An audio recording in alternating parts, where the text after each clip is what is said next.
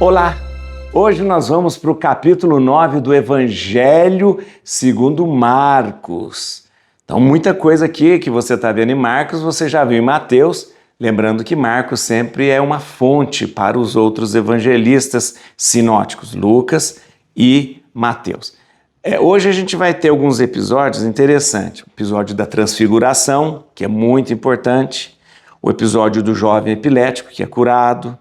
Aquele momento em que Jesus faz o segundo anúncio da paixão. Jesus ele anuncia em vários momentos a sua paixão.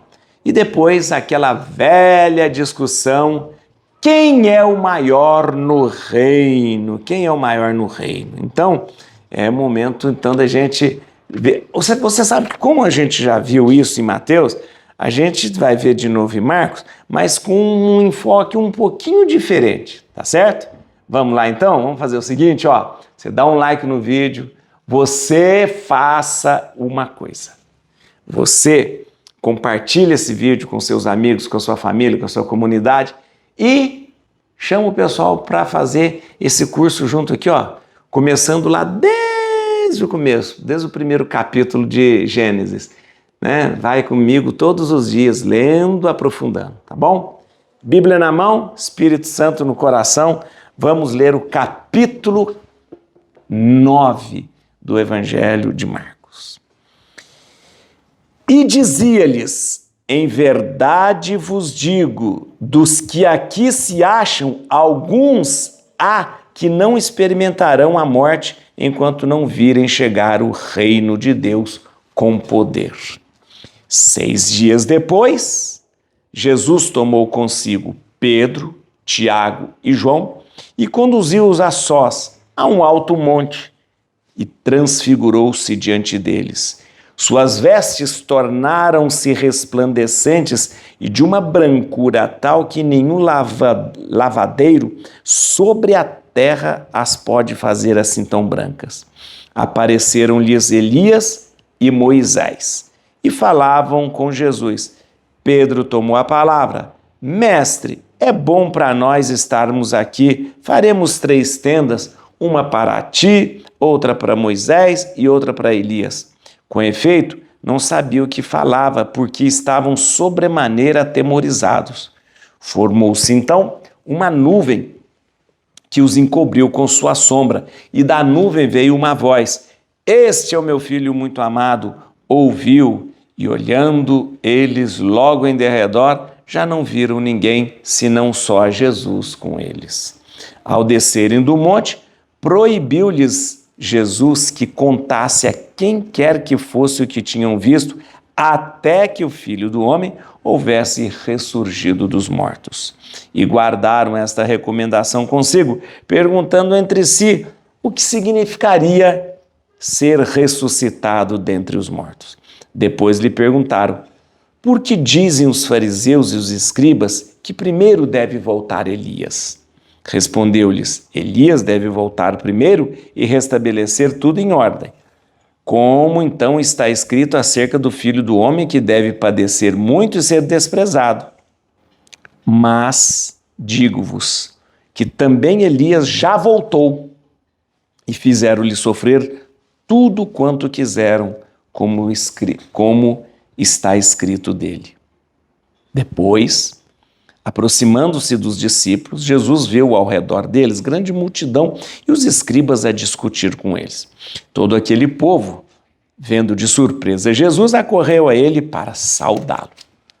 E ele lhes perguntou, que estáis discutindo com eles? Respondeu um homem dentre a multidão, Mestre, eu te trouxe aqui meu filho, que tem um espírito mudo. Este, onde quer que o apanhe, lança-o por terra e ele espuma, range os dentes e fica endurecido. Roguei a teus discípulos que o expelissem, mas não puderam. Respondeu-lhes Jesus, ó geração incrédula, até quando estarei convosco? Até quando vos hei de aturar? Trazei-o a mim. Eles lhe trouxeram. Assim que o menino avistou Jesus, o espírito o agitou fortemente, caiu por terra e revolvia-se espumando. Jesus perguntou ao pai, há quanto tempo lhe acontece isto? Desde a infância, respondeu-lhe. e o tem lançado muitas vezes ao fogo, à água para o matar. Se tu, porém, podes alguma coisa, ajuda-nos, compadece-te de nós, disse-lhe Jesus. Se podes alguma coisa, tudo é possível ao que crê. Imediatamente exclamou o pai do menino: creio, vem em socorro à minha falta de fé. Vendo Jesus que o povo afluía, intimou o espírito imundo e disse-lhe: Espírito imundo e surdo, eu te ordeno, sai deste menino e não tornes a entrar nele. E gritando e maltratando-o extremamente, saiu. O menino ficou como morto, de modo que muitos diziam: morreu. Jesus, porém, tomando pela mão, ergueu-o e ele levantou-se. Depois de entrar em casa, os seus discípulos perguntaram-lhe em particular: por que não podemos nós expeli-lo? Ele disse-lhes: essa espécie de demônios não se pode expulsar senão pela oração. Tendo partido dali, atravessaram a Galiléia. Não queria, porém, que ninguém o soubesse.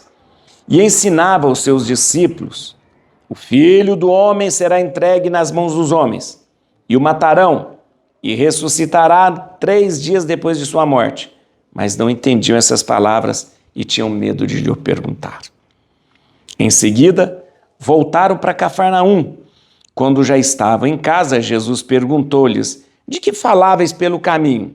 Mas eles calaram-se, porque pelo caminho haviam discutido entre si qual deles seria o maior. Sentando-se, chamou os 12 e disse-lhes: se alguém quer ser o primeiro, seja o último de todos e o servo de todos. E tomando o menino, colocou-o no meio deles, abraçou e disse-lhes: todo que recebe um desses meninos em meu nome, a mim é que recebe, e todo que a mim recebe, e todo que recebe a mim, não me recebe, mas aquele que me enviou. João disse-lhes: mestre, vimos alguém que não nos segue expulsar demônios em teu nome, e lhe o proibimos. Jesus, porém, disse-lhes: não lhe o proibais, porque não há ninguém que faça um prodígio em meu nome e em seguida possa falar mal de mim. Pois quem não é contra nós é a nosso favor. E quem vos der de beber um copo de água porque sois de Cristo, digo-vos em verdade, não perderá sua recompensa. Mas todo que fizer cair no pecado a um destes pequeninos que creem em mim, melhor que fora que uma pedra de moinho lhe fosse posta ao pescoço e o lançasse no mar. Se a tua mão for para ti ocasião de queda, corta. Melhor te é entrares na vida aleijado do que tendo 2 mãos ires para a geena, para o fogo inextinguível, onde o seu verme não morre e o fogo não se apaga. Se o teu pé for para ti ocasião de queda, corta-o fora. Melhor te é entrares coxo na vida eterna do que tendo 2 pés, seres lançado à geena do fogo inextinguível, onde o seu verme não morre e o fogo não se apaga. Se o teu olho for para ti ocasião de queda, arranca-o. Melhor te entrares com um olho de menos no reino de Deus do que tendo 2 olhos seres lançado na geena do fogo, onde o seu verme não morre e o fogo não se apaga. Porque todo homem será salgado pelo fogo. O sal é uma boa coisa, mas se ele se tornar insípido, com que lhes restituireis o sabor? Tende sal em vós e vivei em paz uns com os outros. Tem muita coisa para a gente entender aqui, ó. Vamos lá.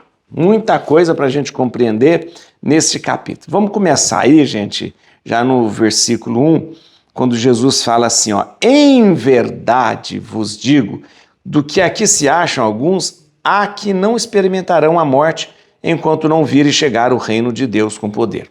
Quando a gente lê esse texto, a gente fala assim, nossa, Jesus está falando que muitos ali não morrerão até que ele volte. Não, não é bem assim. Muitos estudiosos interpretaram isso como eles não vão experimentar a morte enquanto não virem chegar o reino de Deus com poder.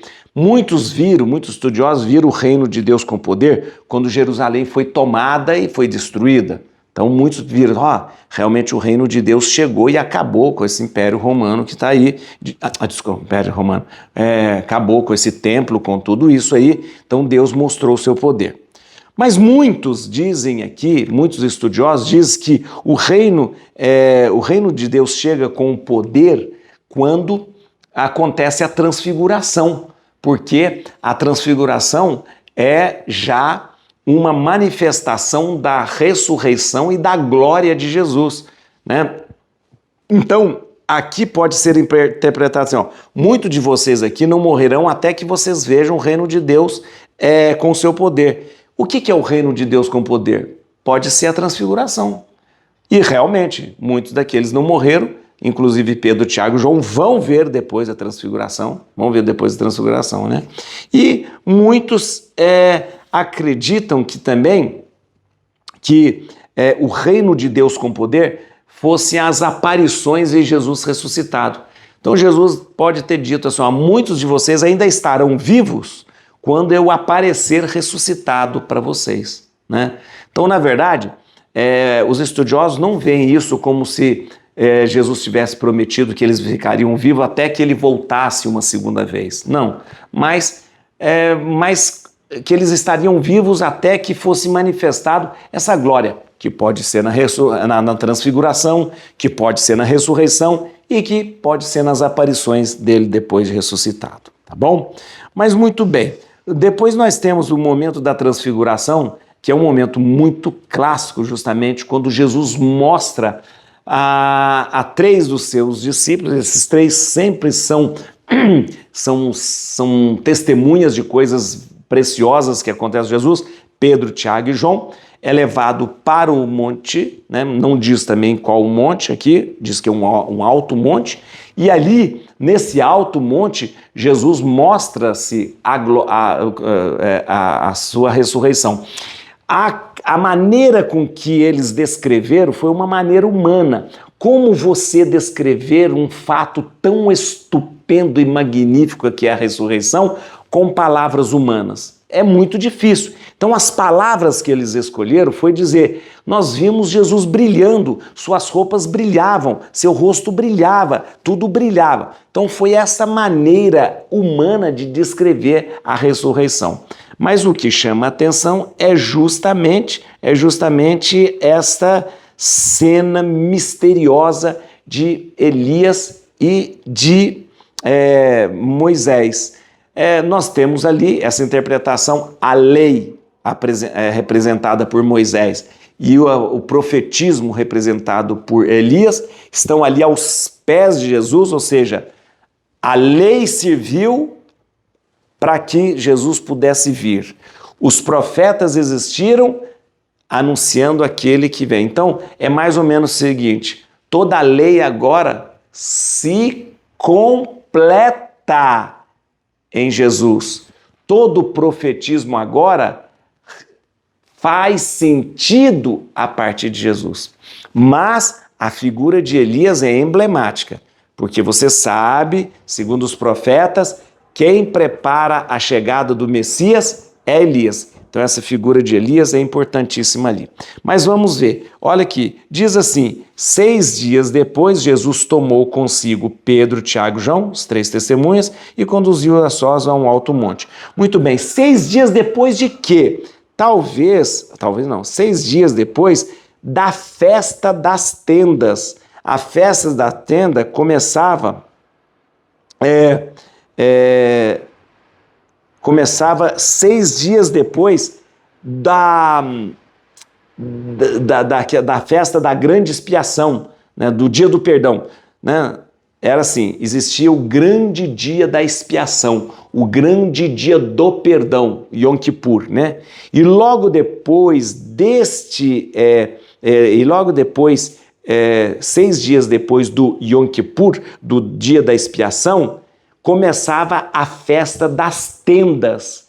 E a festa da tenda durava 7 dias. Então, na verdade, aqui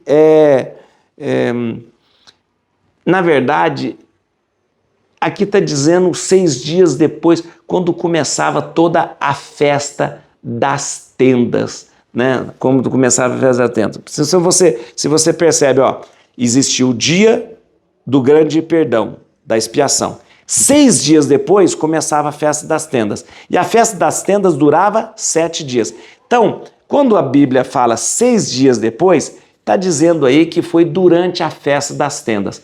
Talvez seja por isso que Pedro menciona: vamos fazer 3 tendas, uma para ti, uma para Moisés, uma para Elias. Mais ou menos querendo lembrar que eles estão em plena festa das tendas, tá bom? Muito bem. No versículo 7, aqui, aquela expressão do Deus que se manifesta. Formou-se então uma nuvem que os encobriu com a sua sombra, e da nuvem veio uma voz: este é o meu filho muito amado, ouviu.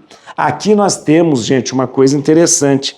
Nós temos uma declaração da filiação, que é uma retomada daquela cena do batismo. Então, de novo, nós temos uma epifania, uma manifestação que vem do alto, né? É uma epifania, né? Deus se manifesta do alto no batismo, é uma epifania, e ele diz: esse é o meu filho, filiação, meu filho. De novo, agora na transfiguração, Jesus mostra a sua ressurreição e há novamente uma epifania. Deus manifesta: este é o meu filho amado, esse é o meu filho amado. E geralmente as epifanias ou as teofanias, as manifestações de Deus, elas têm essa descrição, né? Nuvem, voz, tudo isso, tá bom? Muito bem. Logo em seguida vem aquilo que é bem característico de Marcos, o segredo messiânico. Presta atenção. Ao descerem do monte, proibiu-lhes Jesus que contasse a quem quer que fosse que tinham visto, até que o Filho do Homem houvesse ressurgido dos mortos. Isso aqui, você está acompanhando comigo, é muito próprio de Marcos. Toda hora Marcos fala: não conte para ninguém. Jesus em Marcos diz: não conte isso para ninguém. Se Jesus curava, não vá contar para ninguém. Se Jesus ressuscitar, não vá contar para ninguém. Se Jesus expulsava um demônio, não vá falar para ninguém. Se Jesus agora transfigurou, Jesus fala: não conte para ninguém. Para Marcos, esse segredo deveria ser mantido até que Jesus manifestasse a sua glória, até que Jesus ressuscitasse. Então, para Marcos é muito claro que nenhuma dessas manifestações de Jesus como Messias deveria ser divulgada até que ele ressuscitasse, tá bom? Isso é o segredo messiânico. Muito bem. No versículo 11, aquela figura de Elias, que é muito interessante. Olha aqui. Aqui 11. Depois lhe perguntaram: por que dizem os fariseus e os escribas que primeiro deve voltar Elias? Isso aqui é muito interessante.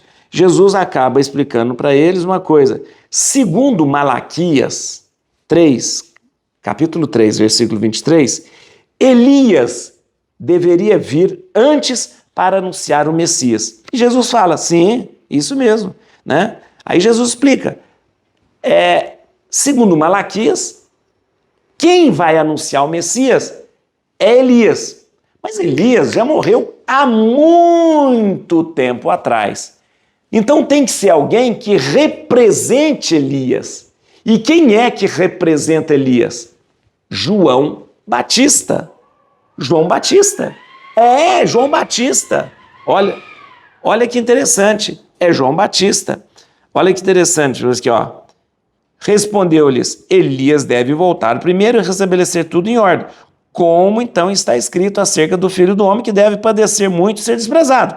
Isso aqui, Jesus retoma aquilo que Malaquias já tinha falado, que Elias devia preparar a vinda do Messias. Aí Jesus continua: mas digo-vos que também Elias já voltou. Como Elias já voltou? João Batista é identificado como o novo Elias. Não é que Elias reencarnou, não tem nada disso, né? Não tem nada disso. Ah, Elias reencarnou, não. Ah, Elias ressuscitou, não.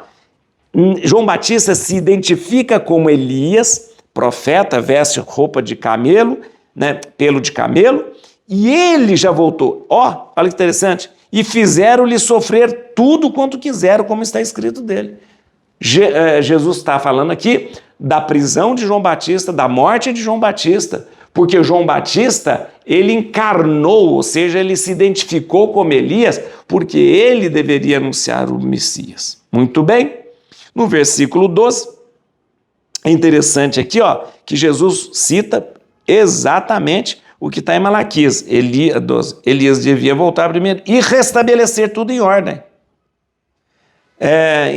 No livro de Malaquias fala que ele vai restabelecer todas as coisas, os filhos para os pais para o filho. É interessante isso. Jesus usa então aquele conhecimento profético e principalmente de Malaquias que Elias devia voltar. Tá bom? Muito bem. No versículo 23, vamos lá. Aqui nós temos a cura do jovem epilético. Você percebeu que pela descrição desse jovem, ele estava sofrendo de epilepsia, né? Tá tudo aqui, eu trouxe meu filho, então, olha, o espírito, onde quer que o apanhe, lança por terra, ele espuma, range os dentes, fica endurecido. São sintomas de um ataque epilético. Só que é o seguinte, naquela época, as pessoas não identificavam doença como algo fisiológico. Naquela época, a doença, quando alguém tinha uma doença, eles achavam que era uma coisa espiritual, né? Então, eles olhavam para uma pessoa doente e achavam que era um problema espiritual, porque eles não identificavam a doença como algo biológico, fisiológico, né? Jesus sabia que o que tinha ali não era espírito, mas Jesus tem poder para curar, para expulsar os espíritos maus? Sim, tem. Mas Jesus tem poder também de curar a doença. Claro, né? Aí o homem chega falando, meu filho tem um espírito, tal. Jesus não quis discutir com ele. Jesus não quis falar, não, meu filho, isso não é doença, isso não é espírito, isso é uma epilepsia. Não, Jesus não quis falar com ele. Falou, traz esse menino. E Jesus então cura. No versículo 23, Jesus faz uma coisa muito interessante. O pai do menino, falou assim, olha, se tu, porém, podes alguma coisa, ajuda-nos e compadece de nós. Jesus falou, o quê? Se podes alguma coisa? Porque o homem fala assim, se você puder alguma coisa, dá um jeitinho aí de fazer. Jesus falou, o quê? Que foi? Se podes? Não, meu filho. Tudo é possível ao que crê. Aí Jesus dá uma direta, né, nesse homem. Aí ele fala, opa, não, eu creio. Aqui. Imediatamente exclamou o pai do menino, creio. Vem em socorro da minha falta de fé. O homem percebeu que fez besteira. O homem falou assim, se você puder fazer alguma coisa, dá um jeitinho de curar meu filho. Falou, Jesus, o que? Falou, o quê? Falou que você está falando o quê? As coisas só vão ser feitas para quem crê. Tudo é possível para quem crê. Que história é essa de, se você pode, se você pode. Não. E Jesus fala para a gente também isso. Se você que chega para fazer a sua oração, fala assim, oh meu Deus, vê se dá para fazer alguma coisa. Não, a gente chega e fala, eu creio que dá. Eu creio que consegue. Não chega rezando para Jesus desse jeito não, viu? Meu Deus, olha, vê se dá para fazer. Não sei se você consegue, mas dá um jeitinho aí. Não! Não é assim que reza, não. Sabe como que reza? Eu creio, Senhor, que você pode. Eu creio que eu vou ser curado. Eu creio que eu vou conseguir. Eu creio que eu vou ser libertado. Eu creio. Não vem com meias palavras para Jesus, não. Esse homem chegou com meias palavras para Jesus. Olha aqui. É o seguinte. Se tu podes alguma coisa, cura meu filho. Jesus falou, o que foi? Se podes alguma coisa, o que é isso? Não estou entendendo. Hein? Se podes, tudo é possível para quem crê. Aí naquela hora aquele homem falou assim, falei bobagem. Aí ele fala assim, eu creio. Então vem até mim, pela minha, não, como que ele fala? Vem em socorro à minha falta de fé. Então, gente, é o seguinte, quando eu chego para pedir alguma coisa para Deus, eu chego já sabendo que Ele vai me dar. Não é desconfiando se Ele pode ou não me dar. Quando eu chego para fazer a minha oração, eu chego rezando na certeza que Ele já me deu. Não é assim, se você pode ver se me dá. Isso é dúvida, isso não é fé. Não. Se eu realmente tenho fé e acredito, eu já chego pedindo, acreditando que já consegui. E não como esse homem aqui, se você pode alguma coisa, dá um jeito de curar meu filho. E é quando Jesus fala, o que foi? Estou entendendo? O que é? Se pode alguma coisa? Tem que ter fé, meu filho. Tem que acreditar. Tá bom? Muito bem. Aí Jesus faz uma coisa interessante. No versículo 23 ele fala assim, né, que eu disse, tudo é possível que crê. Sabe por quê? O poder de quem crê é o poder de Deus. Então se eu creio, Deus faz. Se eu confio, Deus faz. Se eu acredito, Deus faz. Então, lembra dessa frase? O poder de quem crê é o mesmo poder de Deus. Se você crê, Deus faz. Tá bom? Muito bem, Jesus usa uma expressão que era usado era a expressão que Jesus usa aqui, e o verbo que Marcos usou, é o mesmo verbo usado para a ressurreição. Olha que interessante. Jesus, porém, porque depois que Jesus cura o menino, ele cai e tal, aí Jesus, tomando pela mão, ergueu-o e ele levantou-se. Esse verbo levantou-se, né, levantar, é em grego o verbo anistanai. Esse verbo é um verbo usado para ficar de pé, levantar, mas é um verbo usado também para ressuscitar. Então, Marcos faz aqui usa uma palavra que ao mesmo tempo que significa ficar de pé, levantar, é uma palavra que usa para ressuscitar. Marcos quer dar a entender que Jesus praticamente ressuscitou esse homem, que com a doença estava morto, liberto da doença, estava ressuscitado. Muito bem. Aí a gente chega no momento... tem um segundo anúncio da paixão aqui. No versículo 30 tem um segundo anúncio da paixão, que aqui vem todo aquele anúncio.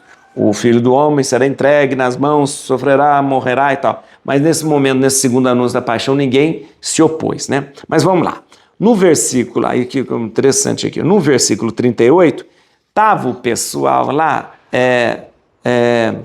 os discípulos foram tudo contar, alegam, Jesus, tinha um pessoal ali expulsando demônios, fazendo coisas boas, e eles não nos seguem, mas ele estava fazendo tudo isso no teu nome. Mestre, mestre, vimos alguém que não nos segue expulsando demônios em teu nome e lhe o proibimos. Então tinha gente que não era do grupinho, da panelinha dos discípulos, né? Fazendo coisas boas em nome de Jesus. E aí eles foram lá, você não pode fazer isso não, viu? Por quê? Porque você não é do grupinho aqui dos discípulos. Mas nós estamos fazendo em nome de Jesus. Não importa, você não é do grupinho. As panelinhas da igreja. As panelinhas da igreja começaram lá atrás. Caldeirões e panelinhas, né? Olha para você ver a cabecinha deles. Eles estavam fazendo uma coisa boa, expulsando demônios, curando pessoas. Em nome de quem? Em nome de Jesus. Como eles não pertenciam ao grupinho dos discípulos, eles foram lá proibir. Gente, É igualzinho quando alguém está fazendo uma coisa na igreja. Você é da equipe de liturgia? Não. Então você não pode fazer isso. Ah, você é da equipe dos ministros? Não, então você não pode fazer isso. Igualzinho. A pessoa vai estar fazendo uma coisa boa na igreja. Você não pertence ao apostolado, não pode fazer isso. Ah, você não pertence... Ah, você é da equipe do canto? Então não pode. As coisas desde aquele tempo. Está uma pessoa cantando bonita lá. Ah, você não é da equipe que canta aqui na igreja. Você não é do ministério de música. Não pode cantar. A pessoa está querendo fazer algo bom. E o pior, e quando as pessoas que querem participar das equipes, dos grupos, e aí a panelinha da igreja não deixa entrar. De repente a pessoa quer, olha, eu quero fazer uma leitura. Ah, não pode, porque é só o pessoal da equipe. Olha, eu queria participar fazendo alguma coisa. Ah, não pode. Panelinhas. É essa panelinha que Jesus fala. Jesus, porém, diz, não lhe proibais, porque não há ninguém que faça um prodígio em meu nome e em seguida passa a falar mal de mim. Quem não é contra nós é a nosso favor. Jesus está acabando com as panelinhas que os discípulos estavam fazendo. Muito bem. Por que eles proibiram? Porque não fazia parte do grupo dos discípulos. Eles tinham formado uma panelinha entre eles, tinham feito um grupo de WhatsApp entre eles, só eles conversavam entre eles, mas não. Aí quem está de fora não pode participar. Cuidado, porque Jesus tem ojeriza de panelinha. E começou a acabar com as panelinhas aqui, ó. Não proíba. Deixa eles participarem, deixa eles expulsarem o demônio, deixa eles curarem. Eles estão fazendo isso no meu nome, eles estão fazendo coisa boa no meu nome, e se eles não estão contra nós, eles estão a nosso favor. Para com isso, João. Para com isso, Pedro. Para com isso. Para com essas panelinhas boba. Para com esse negócio de achar que vocês são melhores do que todo mundo. Para com isso. Isso dá nos nervos de Jesus. Nos nervos de Jesus. E Jesus falou isso lá atrás, há 2000 anos, e a gente ainda vê acontecendo isso dentro das paróquias, dentro das comunidades. Panelinhas que não deixam ninguém entrar para participar. Panelinhas que ninguém pode fazer nada porque ele não pertence a esse grupo, a esse grupo, a esse grupo. Não. Isso não é igreja. Igreja é acolhimento de todo mundo. E a igreja é para todos. Como dizia o Papa Francisco, para todos, todos, todos, todos, todos. Vamos lá. No versículo 42, veja só que interessante, veja só. Mas todo que fizer cair no pecado a um desses pequeninos que creem em mim, melhor que lhe fora que uma pedra de moinho lhe fosse posta ao pescoço e o lançasse ao mar. Deixa eu te explicar uma coisa. Isso que Jesus está falando sobre a questão do escândalo, Jesus ficou escandalizado com essa história do pessoal proibir quem estava fazendo o bem em nome dele. E aí Jesus falou, não, quem não está com a gente, quem não está contra mim, está a nosso favor. Porque o pior é alguém que faz uma pessoa cair no pecado. Isso que é perigoso. Uma pessoa fazendo bem em meu nome, não tem problema. Mesmo que esteja no meu grupo ou não esteja no meu grupo, não tem problema. Agora, o pior é quando alguém faz um desses pequeninos pecar. E aí Jesus fala assim, era preferível que uma pedra de moinho, e na verdade aqui o original não é pedra de moinho, o original é uma mó de burro, fosse amarrado ao seu pescoço e lançado no mar. Mó de burro é aquela pedra, mó é uma pedra, né, que você coloca para moer, espremer azeitona, tudo isso. A mó de burro é uma pedra enorme, não é? Olha aqui, diferente da mó de mão. A mó de mão é pequenininha. Jesus fala assim, era melhor que uma mó de burro, O original está falando mó de burro. Era melhor que uma mó de burro lhe fosse atada ao pescoço e lançado no mar. Deixa eu te mostrar a mó de burro. Ó, a mó de burro é assim, ó. Tá vendo? Essa é a mó de burro. O que é a mó de burro? A mó de burro é uma pedra enorme, amarrado ao lombo do burro, e ele vai girando em torno para que o grão, azeitona, o que for ali, seja colocado ali e o burro vai girando. Então a mó de burro é uma mó enorme. A mó de mão é pequenininha, essa aí, ó. Ela é uma pedrinha pequenininha, tem um cabo aqui, você vai girando, né? Vai girando, né? Então a mó de mão, assim. Então Jesus não fala amarrar uma mó de mão no pescoço, é amarrar uma mó de burro, né? No pescoço da pessoa. Muito bem. Aí Jesus fala assim, ó, é melhor você perder o olho, perder a perna, perder a mão, do que entrar na vida eterna, né?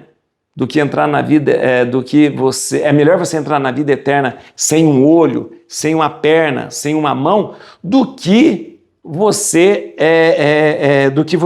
ser lançado para a geena do fogo, né? Geena, aquela lixeira que tinha lá nos arredores de Jerusalém, que o pessoal jogava os lixos, né? E ali ficava sempre um fogo que não terminava, porque o lixo expele gás, então o gás ficava vermes, né? Fogo, né? Ali naquela lixeira, e aquela lixeira da Geena foi muitas vezes identificada como seria um inferno. O inferno seria como essa Geena, né, aqui em Jerusalém, que tem um fogo que não se extingue e cheio de vermes, né? Então Jesus fala, ó, se as pessoas estão fazendo bem em meu nome, deixa. O pior é você fazer com que uma pessoa seja levada ao pecado. E aí Jesus aproveita, se sua mão leva a pecar, corta, se seu olho leva a pecar, corta, se sua perna leva a pecar, corta tudo isso da sua vida, para você entrar na vida eterna, porque que adianta você ter aí, ó, a mão, o pé, o olho, se você vai ser lançado no inferno, né? Claro que Jesus não está falando literalmente que você tem que arrancar o olho, cortar a mão, nada disso. É cortar as coisas que você faz com a mão, que você faz com o olho, que você faz com a perna. A mão que ele rouba, o olho que vê com inveja, né? Tudo isso. Muito bem, vamos lá que tem coisa aí para a gente entender aqui, ó. No versículo, a gente está terminando aqui, ó. No versículo 49, olha que interessante essa expressão, será que você entende? Jesus fala assim, porque todo homem será salgado pelo fogo. Uai, todo homem será salgado pelo fogo? Como que o sal? Sal pega fogo? Sal é como salgado pelo fogo? Salgado pelo fogo? Vamos entender uma coisa aqui, que a gente, aí, tá vendo, gente? Para estudar a Bíblia, a gente tem que entender os costumes da época, senão você fica inventando história aí. Deixa eu te explicar.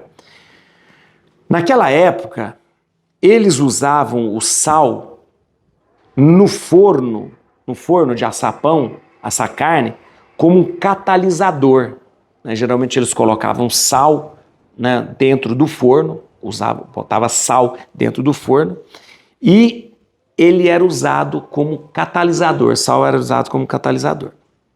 Passado um tempo, né, depois de alguns anos, o sal ia perdendo essa propriedade química catalisadora. E aí, quando ele perdia essa propriedade química catalisadora, ele tinha que ser jogado fora porque ele não tinha mais serventia. Né? Não tinha mais serventia. Então, na verdade, aqui a expressão poderia ser traduzida assim, todo homem deve ser como sal para o fogo, né? Porque todo homem será salgado pelo fogo. A expressão mais correta seria assim, porque todo homem deve ser como sal para o fogo. O que o sal faz no fogo, sendo usado como catalisador?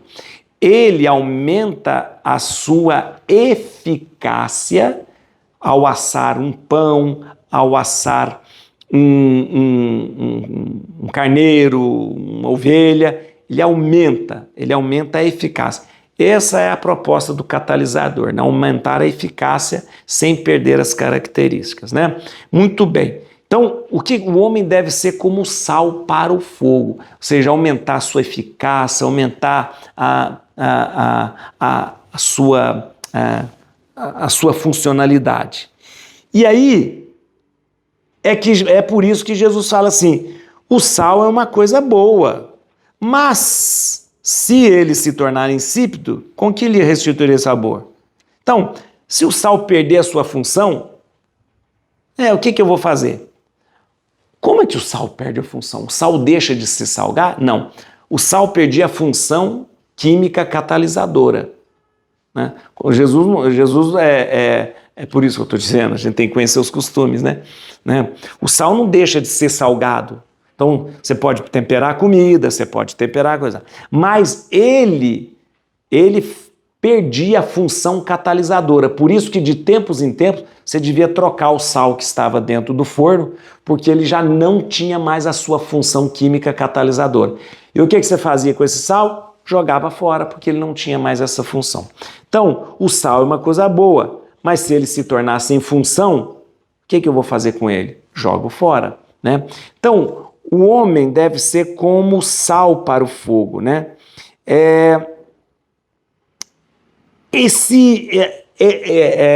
Aí Jesus aproveita essa analogia que ele faz do sal como eficaz dentro do forno, como o homem deve ser como sal para o fogo, e aproveita e fala isso aqui. O sal é uma coisa boa, mas se ele se torna insípido, com que ele restituiria o sabor. Tende sal em vós mesmo e vivei em paz uns com os outros. É interessante isso, porque este dito, assim como o dito anterior, ele só se encontra em Marcos. Interessante isso. Nos outros evangelistas sinóticos, Mateus e Lucas, não tem esse ditado aqui. Então, Marcos está querendo dizer o quê? Ter sal seria viver em paz. Ter sal seria viver em paz. Muitos estudiosos veem esse versículo assim, mais ou menos eles entendem assim, tende em vós esse espírito de sacrifício e permanecer em paz. Jesus, na verdade, alguns exegetas interpretam esse 49 e 50 assim, como Jesus dizendo,